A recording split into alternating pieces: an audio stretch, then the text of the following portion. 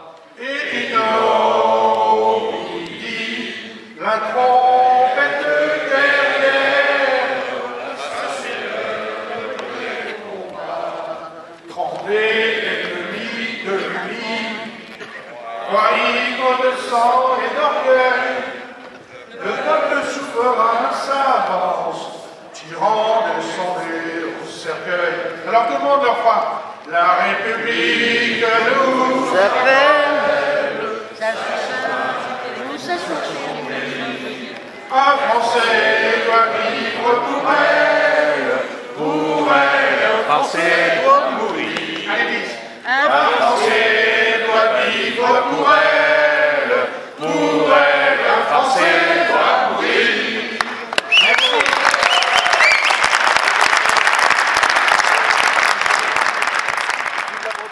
Entre les deux pays. Il y a certains événements organisés par les deux gouvernements, par les deux États. Je crois que c'est une bonne occasion pour notre tourisme de faire des nouveaux progrès.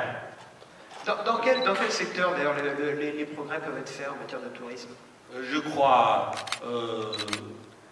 à mon point de vue, il y a maintenant les voyageurs chinois se concentrent autour de Paris. Mais dans l'avenir, je crois, les Chinois préfèrent non seulement le Paris, mais aussi la vie quotidienne à Bordeaux ou bien le vin. La France est très riche dans son culture, histoire et gastronomie, tout ça. Les Chinois veulent connaître la France en profondeur. Donc peuvent aller dans des départements qui ne sont pas forcément des départements touristiques. Et juste pour référence, vous dites donc pratiquement 2 milliards de personnes. Combien de Français visitent la Chine pour le tourisme et pour le business chaque année? En Chine, hein, il y a les voyageurs français à peu près 530 000 voyageurs en Chine. Mais je crois que ce niveau peut se maintient à ce niveau pendant certaines années.